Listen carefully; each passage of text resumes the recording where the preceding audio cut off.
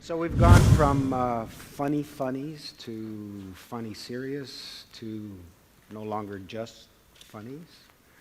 And couldn't have done it without the help of Terry, who obviously used his considerable contacts and influence to get these wonderful people up on our stage. Now, try as I might, I thought I would give Terry a rest this year. He told me about something that he's doing as such a hoot that I'm going to give in and get him up here for a little dissertation on his latest crazy thing. Thanks, Moses. Okay, Terry.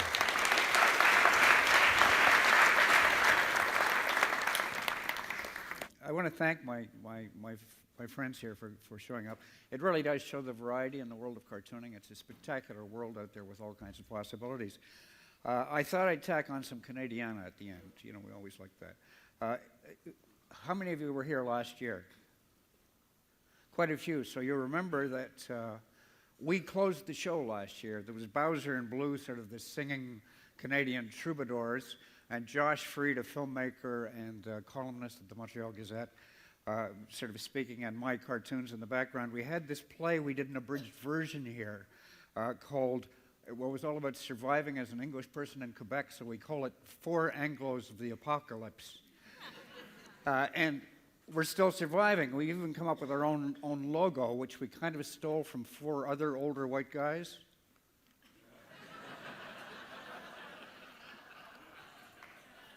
And furthermore, we've come up with another play.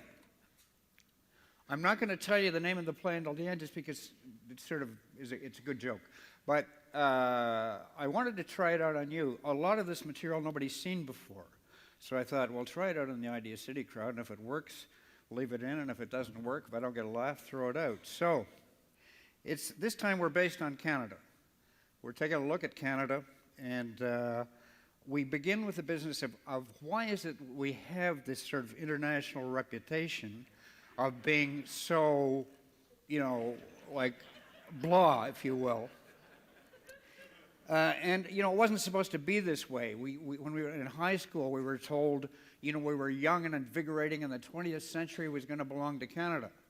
Well, the 20th century in Canada, quite frankly, ended up belonging to Walmart.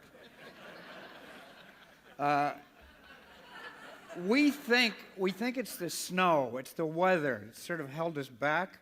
I mean, dealing with the situation here in Canada has kept us, you know, I mean, it's made us very cautious for good reasons. We have picked up some talents along the way, like picking up snow and ice hockey and curling, and we're pretty good at writing our names in the snow. That's George Bowser. That's Rick Blue. That's Josh Freed. And this is me. So, another problem is we live next door to one of the biggest, most interesting countries in the world, the United States of America. You know, here we are, a good example of that. They're very crafty at times. We all love the United States. I mean, those of us who can afford it, you know, who doesn't want to go south to get away from our winters? But then I go, but then driving down the I-95 in Florida, sometimes I realize of the 3 cars driving along beside me, 2 probably have guns in the glove compartment, you know? Makes us a little cautious. I mean, can't figure out what this thing is about the Americans, the need for gun in every orifice, you know what I'm saying? As a Canadian, there's a safety factor I'd like to see built into all guns, and this is it.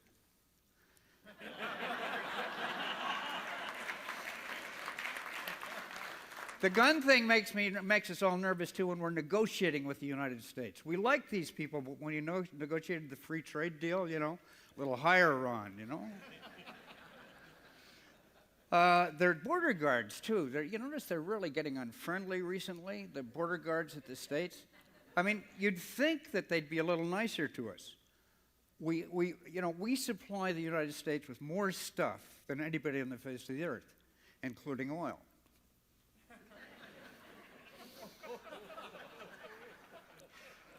We supported the war in Afghanistan. We didn't support the Iraq, the dumb one, but we helped them out in Afghanistan.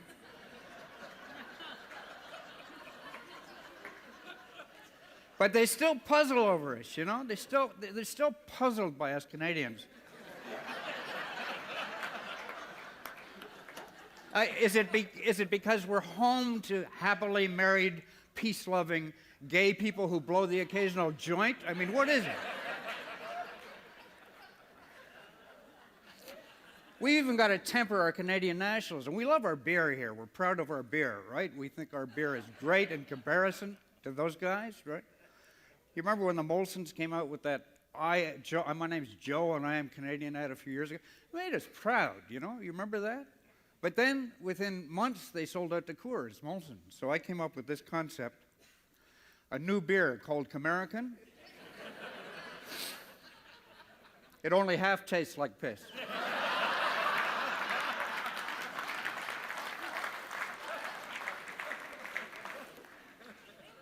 The symbolism, too, is interesting. I mean, we've always had the Uncle Sam symbol, the old white guy, and the beaver for Canadians. Well, I think, hopefully, the old white guy symbol is going to change pretty soon. It'd be nice, wouldn't it? This would have been even more interesting.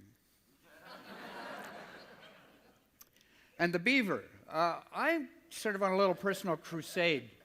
I'm tired of drawing beavers. I think it should be the Canada Goose, Matt. I think that should be our symbol. I like the Canada Goose. You know why? On its migratory sort of periods, it dumps a lot of the United States. I'm surprised the U.S. hasn't declared war, extended their wars on Canada geese, given the nuisance factor. There's a lot of stuff in the play. We do a historical thing where Jean Chrétien does his particular history of Canada, ending up with wondering about these characters, who they are on our bills, and maybe we could replace them with people who are sort of more familiar with. And in particular, let's put Brian on the $1,000 bill.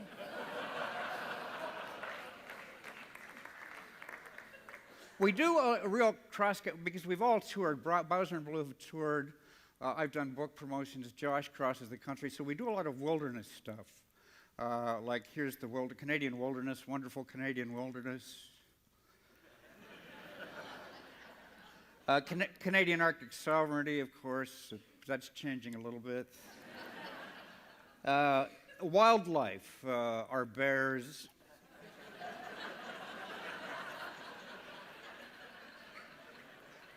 Our black flies. Matt was asking me before if it ever gets hot in Canada. Boy, come here in the summer. We do had fun with skits, too. There's a little thing, a talking blues we do about cruising down the 401. We've all done that, right? Sort of those cars blasting down the 401. And like with those big trucks, and the guys sing this great song, you know, where are Thelma and Louise when we really need them? That sort of thing. Those great road stops along the 401. Move through the Maritimes and then out west through Winnipeg, Saskatchewan, easy to draw, difficult to spell. Pickup trucks in Alberta that are now filled with bales of cash as opposed to bales of hay. Driving through the Rocky Mountains, wonderful trip, beautiful part of the country. Down into the wonderful coast of BC, where those romantic bush pilots now run bales of marijuana down to Oregon, you know? With this play, I'm getting to the end, Moses, don't worry, he's antsy back there. What the play is really all about is the change. We concentrate on the 90s. How we were in the 90s, well, it was kind of like this for Canada. It was, you know, the loonie was down. We were like this. We were limp, you know? The loonie was in bad shape, and it was sort of looking pretty bad for us. But then this Bill Clinton got sort of blown out of office.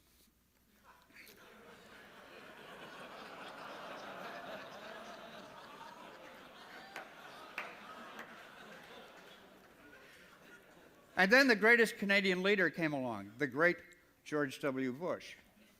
I say great Canadian leader because he started making us look really good. People around the world began paying attention. The Economist, here's Bush. The Economist called us cool. You know, and there was suddenly this focus. And we began to wake up a little bit. We realized, wait a minute, we got oil here. We got a lot of oil. We've got water. We've got all this stuff. A new confidence is setting in the country, right? The loonie's going up. So like, where am I? The BlackBerry, I mean, the wonderful BlackBerry. We're celebrating these wonderful Canadian institutions. So I think we can do this. I think we can finally do this. I think we can actually, make it right? Get it going. Canada's on the rise. This is our whole premise for the play. Canada is on the rise. We can spread Canadian stuff, good Canadian stuff, all over the world. Medicare, good clean cities, decency. We can spread that stuff around. Canadian way of doing things. Whoops. How do I get that back?